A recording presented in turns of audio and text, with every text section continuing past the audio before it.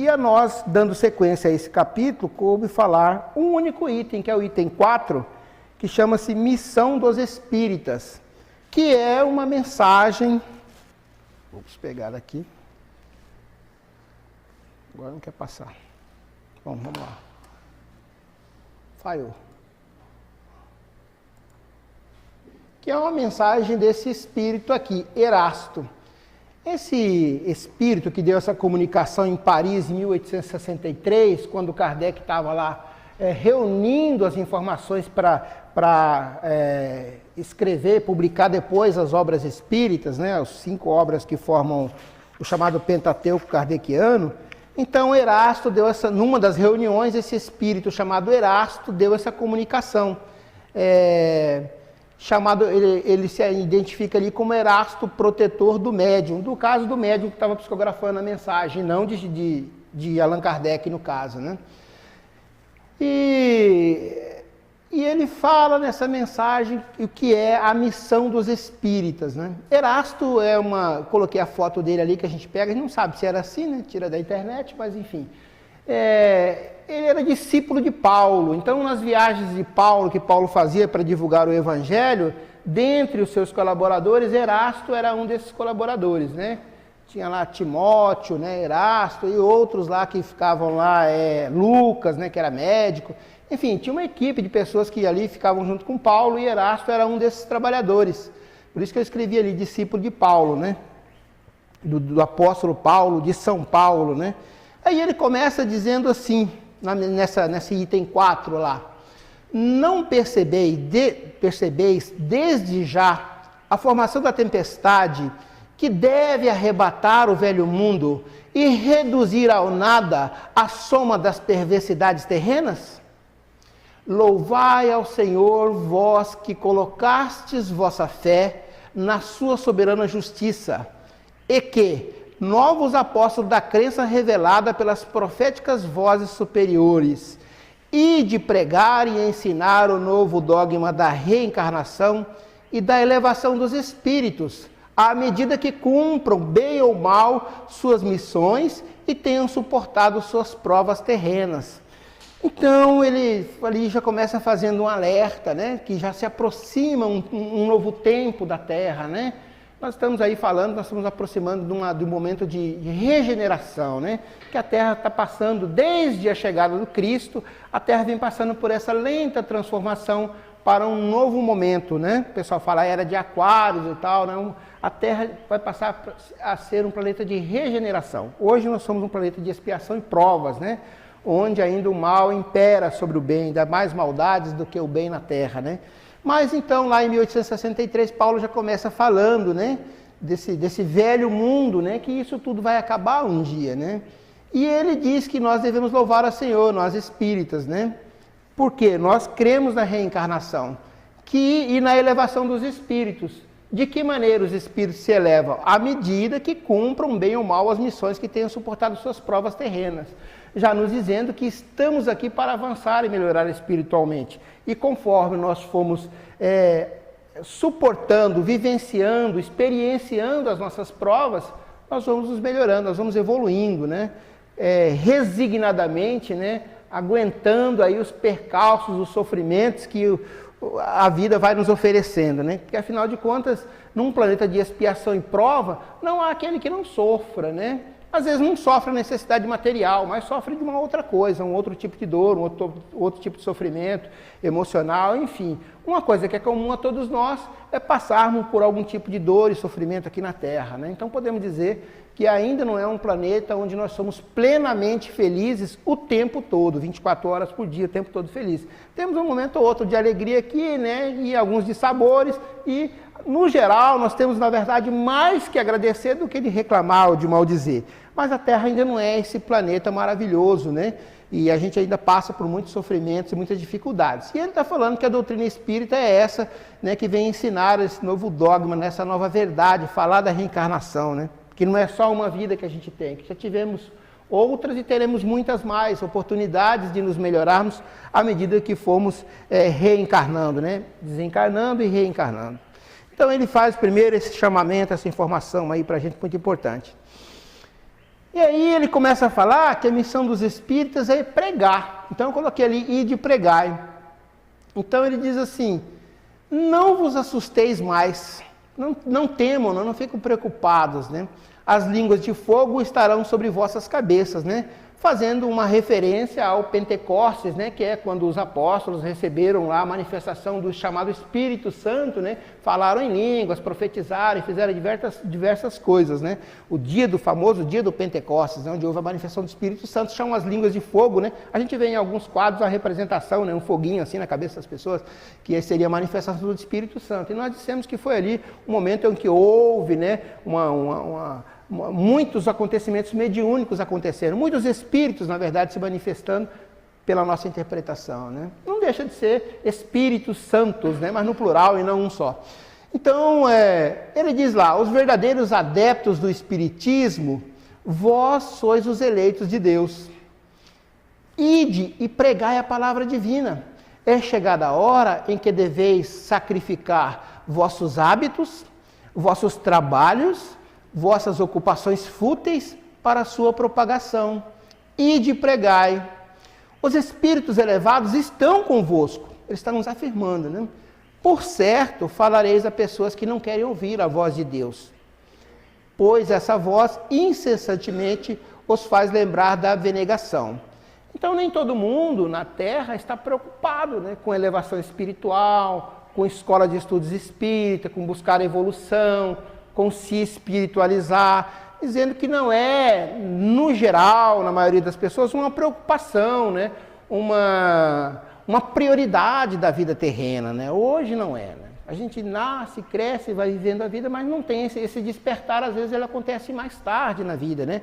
Onde já passamos, às vezes, por algumas dificuldades, algumas dores, já levamos umas surras da vida para depois a gente acordar e falar, poxa, eu preciso buscar alguma coisa, né? Está um vazio, não está bom, está faltando algo, né? Então, não é corriqueiro, a gente não nasce, né? E nós não somos educados e não educamos aos nossos, né? Para ter essa preocupação de evoluir espiritualmente, né? De avançar, de buscar se espiritualizar. Então ele diz para a gente ir e pregar a palavra divina, que devemos sacrificar os nossos hábitos, nossos trabalhos, nossas ocupações fúteis, a sua propagação, né? O que é muito difícil, né? Viver, eu costumo dizer, nos causa assim, muitas dores e aborrecimento, né? E a vida, a busca pelo sustento, pelas coisas materiais, por buscar viver, né, nos consome um tempo considerável da nossa vida e acaba que essa preocupação de espiritualizar fica sempre em último plano, né? Você está sempre preocupado em ganhar um pouco mais, em conseguir um emprego melhor, em a estudar um pouco mais para melhorar na carreira, e enfim, aí tem que dar atenção para a família, para o trabalho, para os amigos, e os compromissos da escola, do trabalho, da faculdade, enfim, são tantas coisas que consomem o nosso tempo que a gente acaba não se preocupando com isso. Ele faz ali um pedido que nós possamos sacrificar um pouquinho, repartir melhor esse bolo do tempo, essa pizza aí, né? E deixar uma fatia um pouco maior, né? Sacrificar um pouquinho das outras coisas das áreas da vida, vamos dizer assim, para nos preocuparmos, né, com propagar a doutrina, né? Que é viver a própria doutrina, viver o próprio espiritismo na sua propagação. Então ele diz, ide pregar, e os espíritos elevados estão conosco. Ou seja, quando a gente se decide a buscar uma espiritualização, algum tipo de melhoria espiritual, uma crença qualquer, que seja espírita ou um outro movimento, né, que busque sensibilizar a nossa alma para a dor do nosso semelhante, nos entender melhor e coisas assim, teremos com certeza a companhia dos espíritos elevados conosco, né? Não só na doutrina espírita, mas em todas as religiões, diga-se de passagem, não é só isso.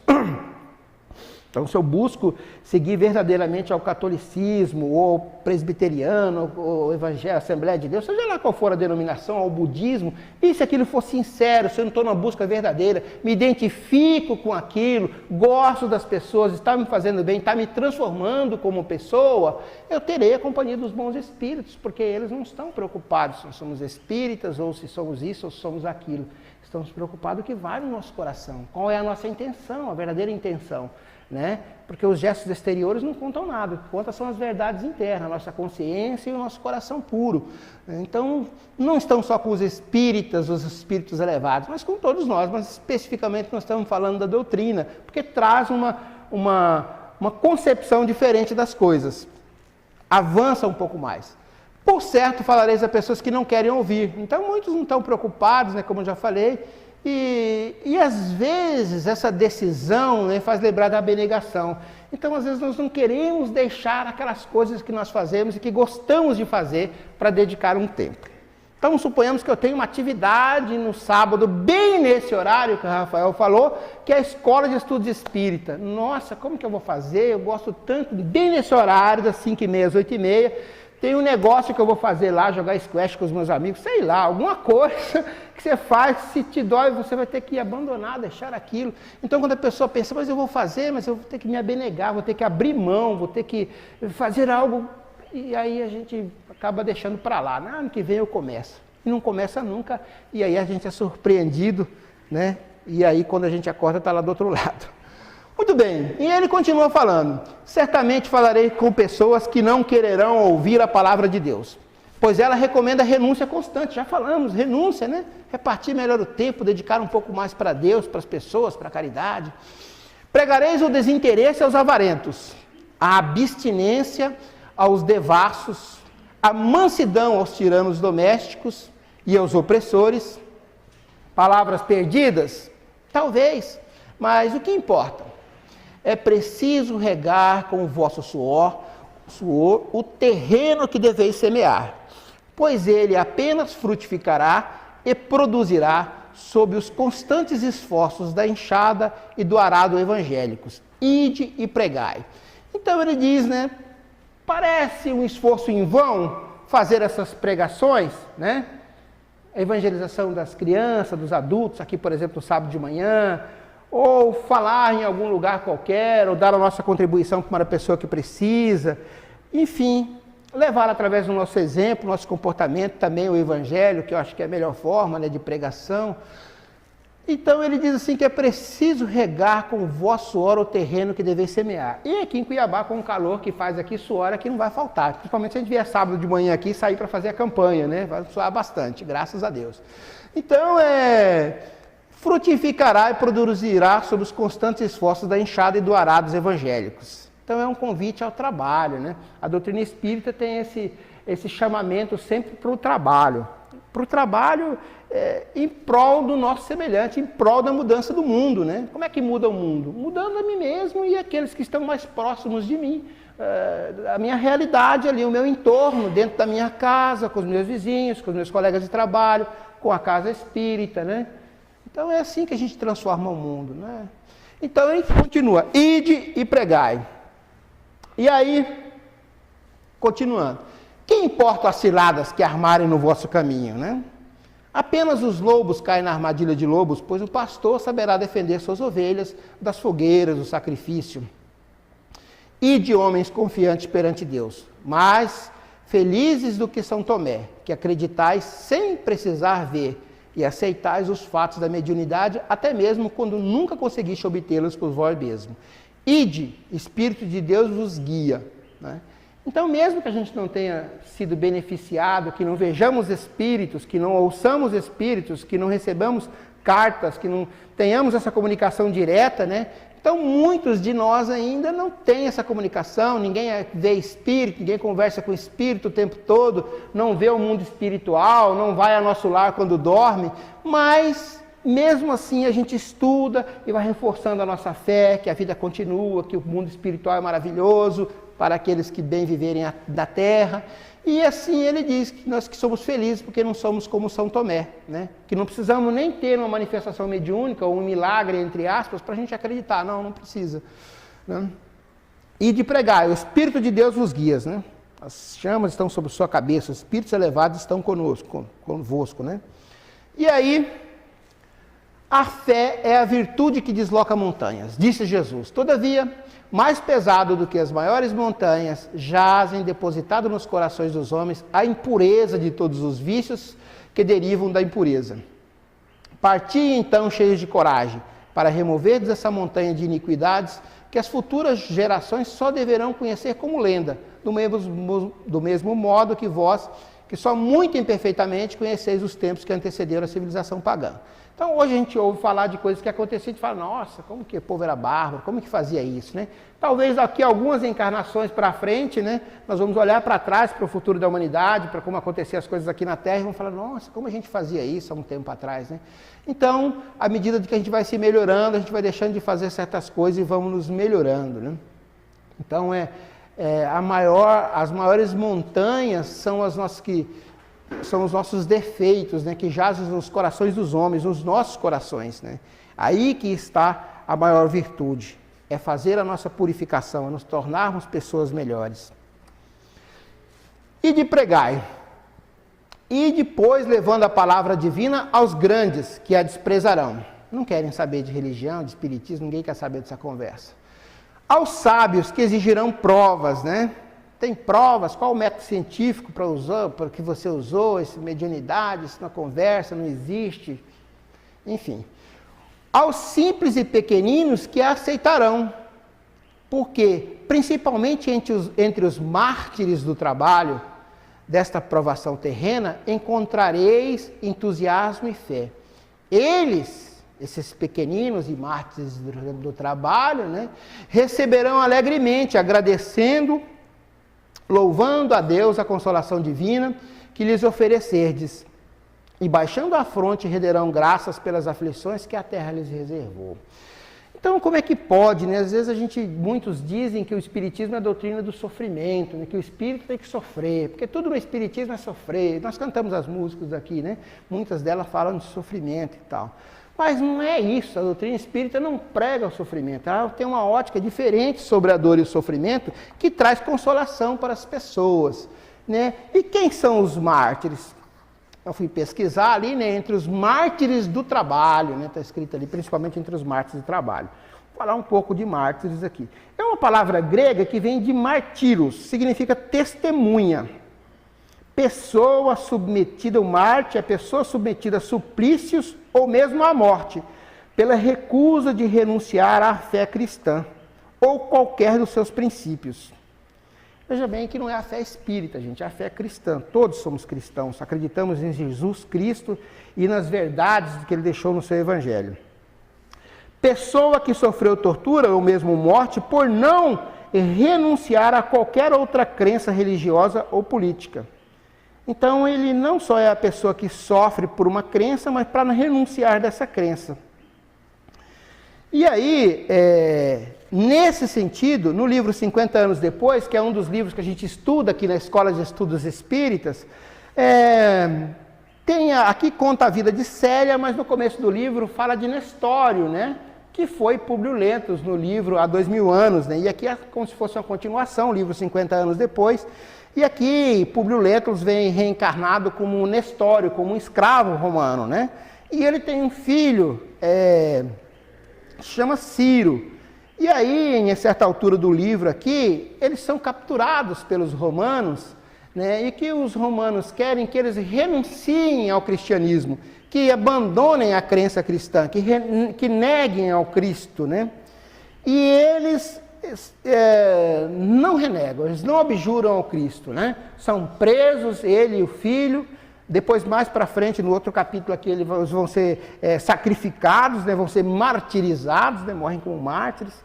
Mas uma coisa interessante que eu trouxe aqui é que o seguinte: prenderam mais de 300 pessoas, porque teve uma pessoa aqui, uma mulher aqui, que foi e denunciou as cavernas onde eles se escondiam. Os soldados romanos foram lá e pegaram todo mundo, né? Porque os espíritos romanos os perseguiam, eles tinham que se encontrar, se reunir em cavernas. Graças a Deus nós temos um centro hoje aqui, não tem problema nenhum, né? Mas naquele tempo eles se encontravam nas cavernas e alguém entregou lá, deu o serviço, e os romanos foram lá e prenderam mais de 300 pessoas, além de Nestório e Ciro, que era seu filho. E aí a todos eles, porque esse rei romano aqui, esse César, ele considerava-se um cara justo, e a todas as pessoas falou: vou dar a oportunidade de você não morrer e não ficar preso, renuncia a esse feiticeiro, a esse nazareno aí. E aí eles não renunciaram. Aí o que conta no livro aqui? Ele diz assim, ó: Entre mais de 300 de criaturas, apenas 35 reafirmaram sua fé em Jesus Cristo, com sinceridade e fervor irredutíveis. Para essas, a porta do cárcere se fecharam sem piedade, sem esperança. Esses 35, ficaram fechados. Entre os condenados estavam Nestório e seu filho, Ciro, que fiéis a Jesus, repousavam nos seus desígnios misericordiosos, convictos de que qualquer sacrifício em favor da sua causa era uma porta aberta para a luz e para a liberdade. Então, sacrificar-se pelo Cristo era uma porta aberta para a luz e para a liberdade. Eu fico pensando assim, hoje em dia, a gente não consegue sacrificar algumas horas da manhã de sábado para vir aqui dar um prato de sopa para uma pessoa que precisa. E o Cristo mesmo disse, toda vez que fizeste alguém a um desses pequeninos, é a mim que fazestes. Não consegue sacrificar, ser mártir num sábado à tarde para estudar um pouquinho, para ficar 2h30 aqui, a gente não dá conta. Então eu fico pensando assim, o quão longe nós estamos ainda, de alcançarmos, de chegarmos a alguma evolução, alguma melhora, porque a gente não se dispõe a abrir mão das nossas coisas, da nossa vida, assim, materialmente falando, para dedicar um pouco mais para a vida dos outros, e sem esperar nada em troca, sem fazer nada por isso, como Jesus fez por nós. Então, falamos essa questão dos mártires, agradecer e louvar a Deus. E aí ele diz assim, baixando a fronte renderão graça pelas aflições que a terra lhes deu. Assim como Ciro e Nestório aqui, seu pai, ficaram felizes, porque os cristãos, quando eles eram submetidos, eram martirizados, sejam aqui nesse caso, ou jogados na arena lá para ser comidos pelos leões e tudo mais, eles se sentiam privilegiados. Para eles era um privilégio. Morrer em nome de Jesus era um privilégio. Então eles se consideravam assim, era a glória suprema da vida, era dar o testemunho em nome de Jesus. De 335, 10%, aproximadamente só. Temos que fazer esforço, para entrar aí nesses 10%. Daqui a algumas encarnações, quem sabe a gente consiga dar testemunhos desse vulto, Eu acho que ainda não estamos ainda nesse nível. Mas, enfim, renderão graças pelas aflições que a terra lhes reservou. Então, assim, como é que você pode render graças, quer dizer, graças a Deus porque eu estou sofrendo pelas aflições, E aí, essa que é o diferencial da doutrina espírita. Não é que nós somos a favor do sofrimento, que o espírita tem que sofrer. É que, diante do sofrimento, nós temos uma interpretação, um olhar diferenciado. O sofrimento é aquele remédio amargo que tomamos para melhorarmos um pouco mais das nossas doenças espirituais, das nossas dificuldades, das nossas impurezas, das nossas imperfeições, Então é esse remédio amargo. Nesse sentido, eu estava escutando ali um outro palestrante e ele fez uma referência a Rubem Alves, que é um poeta, um escritor, mineiro, faleceu em 2014, psicanalista, teólogo, escritor e pastor presbiteriano, entre outras coisas, Então ele escreveu um livro, o livro chama assim, Ostra Feliz Não Faz Pérolas. E ele conta uma pequena história, que é o seguinte, que diz que no fundo do mar vivia uma pequena comunidade de ostras. E todas elas eram muito felizes, cantavam um canto muito bonito, como se fosse um canto gregoriano, cantavam muito felizes. Mas tinha uma que não estava feliz, que ela tinha ali uma depressão, ela ficava lá, ela destoava, o canto dela era diferente. Na verdade não era depressão, era um canto de dor, ela cantava diferente e tudo mais. O que aconteceu com essa uma ostra? Aconteceu o seguinte, que ela, descuidada, entrou um pequeno grão de areia dentro dela, daquela gelatina que elas são ali dentro, E aí aquilo machucava, aquelas pontinhas do grão machucava, feria. E na sua dor, no seu lamento, o seu corpo ali foi envolvendo aquele grão de areia, envolvendo. E aí o que aconteceu? Todos nós já sabemos, Vou pegar aqui o recurso que o Rafael me deixou aqui. São pérolas legítimas, Cadê? Pérolas legítimas. Então, verdadeiras. Para vender no nosso bazar, estou fazendo uma propaganda aqui. Então, a ostra que foi machucada, ela produziu uma pérola lindíssima. Então, muitas vezes, nós não estamos falando que é errado ser feliz, que é errado cantar. Mas muitas vezes, como diz Rubem Alves aqui, nesse seu livro, ele diz assim, ó, são os que sofrem, que produzem a beleza para parar de sofrer. Então, foi a pérola sofredora que produziu a beleza, a ostra sofredora que produziu a beleza da pérola e parou de sofrer. E com o seu parar de sofrer, ela deixou para o mundo uma beleza, que a gente vai ver a vida dos mártires do cristianismo, a gente vai ver quanta beleza e quantos exemplos nos deixaram, como Nestório, como Ciro, como Paulo, como o próprio Cristo, que sofreu e deixou um exemplo maravilhoso para nós. Então, essa forma de ver a dor como uma libertação, como uma oportunidade que Deus nos dá de avançar, é um olhar diferenciado. A gente não cobra de Deus que Deus nos dê só coisas boas, né? Porque nós não estamos interessados, às vezes, em Deus, né? Isso foi Dostoiévski que falou, que às vezes nós estamos preocupados com o que é que Deus vai dar para nós. Então, muita gente crê em Deus esperando as benesses divinas. Então, é um caminho meio atravessado de uma crença em Deus. Então, o que vier de Deus para a nossa vida tem que ser bem-vindo, inclusive o sofrimento, a dor, agradecer por ele. Meu Deus, obrigado que eu possa passar resignadamente, de cabeça erguida, viver essa dor. E quem sabe eu possa produzir uma pérola, possa produzir algo maravilhoso, para deixar um legado para o mundo, para confortar uma pessoa, para esse meu exemplo servir de inspiração para outras pessoas também suportarem suas dores, passarem por elas de maneiras diferenciadas, né? Acreditando e reforçando a sua fé cada vez mais. Então, continuando, já no último, aqui para a gente acabar, o tempo está acabando. Então ele diz assim, arme-se de decisão e coragem, a vossa legião, mãos à obra, o arado está pronto e a terra preparada. O convite está sendo feito todas as vezes, né? Aqui e em outros lugares. Arai, ide, agradeceis a Deus a gloriosa tarefa que vos confiou. Mas cuidado, entre os chamados por espiritismo, muitos se desviaram do caminho. Alerta, pois, no vosso caminho, buscais a verdade. Então diz assim, muitos se desviaram, né? E aí ele mesmo diz assim, eu estou falando aqui que muitos se desviaram, então vocês vão perguntar, se entre os chamados para o espiritismo, muitos se desviaram, como reconhecer os que se acham no bom caminho? Nos diz Erasto, faz a pergunta, e ele mesmo responde. Responderemos, podeis reconhecê-los pelo ensino e pela prática dos princípios verdadeiros da caridade. Então, esse é um item, é um tópico que se reconhece, os que não se desviaram. Pela consolação que distribuírem aos aflitos, outro tópico. Pelo amor que dedicarem ao próximo, pela renúncia, pela dedicação ao próximo. Podeis reconhecê-los finalmente pela vitória de seus princípios divinos, porque Deus quer que a sua lei triunfe. Os que a seguem são os escolhidos que vencerão. Os que, porém, falseiam o espírito dessa lei para satisfazer a sua vaidade, a sua ambição, esses serão destruídos. Né? Então ele diz o que é que nós devemos fazer para não nos desviarmos do caminho. Né? A prática dos princípios, verdadeiros princípios da caridade, consolar os aflitos, amor e dedicação ao próximo, renúncia e dedicação também ao próximo. Então, é a vitória dos princípios divinos na nossa vida. Né? E os que a seguem são os escolhidos.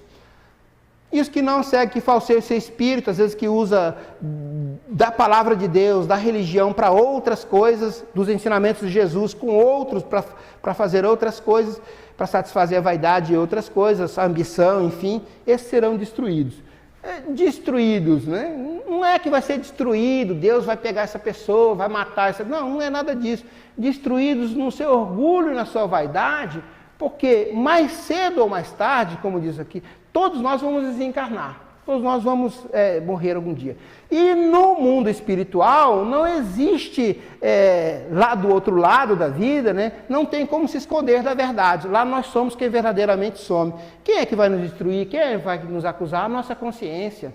Todas as coisas erradas e todas as maldades que nós tivermos feito aqui, nossa própria consciência, que é Deus dentro de nós, é que vai nos chamar a atenção, puxar a nossa orelha, né? Vai nos deixar numa situação no mundo espiritual triste, né? Com a vibração ruim e acabar sendo magneticamente levado para uma região de sofrimento e dor. Mas no Jesus, Deus não tem nada com isso, é a nossa própria vibração, é a nossa própria conduta terrena que nos levou para um lugar de sofrimento e dor. pela nossa própria vibração, é uma lei da física, inclusive, isso, né? Então, essa é a destruição que ele está falando ali. Então, esses que tomam o caminho errado, vão ter uma surpresa não muito boa lá do outro lado. E os que fizerem o bem, os que se pautarem suas vidas pelas leis de Deus e pelos ensinamentos de Jesus, e se sacrificar por ele, se martirizar por ele, algum dia, quem sabe, né, como Ciro, né, e como Nestório, quem sabe teremos com certeza um futuro melhor. Mas eu digo que nós ainda aqui na Terra, todos nós, temos muita dificuldade de abrir mão, de dedicar o nosso tempo, de se envolver em coisas que não tragam benefício para nós. Normalmente a gente está interessado em fazer alguma coisa que traga um retorno para nós imediato ali, né? Se eu não vou ganhar nada com isso, eu também não tenho muito interesse de fazer. É assim que mais ou menos a maioria de nós, né, aí pensa, né, com poucas exceções. Então, é essa a mensagem de Erasto, né, para a gente divulgar a palavra, para a gente abnegar, renunciar às coisas vãs, a nossa vida, e dedicar um pouco mais para a nossa transformação, para transformar o mundo e para ajudar aqueles que precisam, enfim. Caridade. Vamos fazer a nossa oração. Então, de olhos fechados, imaginando a figura de Jesus. Jesus, mestre querido, benfeitores do mundo maior, obrigado, Senhor, por esse dia de hoje, por esse ensinamento, Senhor. Possamos nós, Senhor, todos os dias, nas nossas reflexões, dedicar um tempo ao estudo da Palavra de Deus, à prece, aos ensinamentos cristãos, aos ensinamentos do Evangelho, Senhor, que possamos estar vibrando no bem.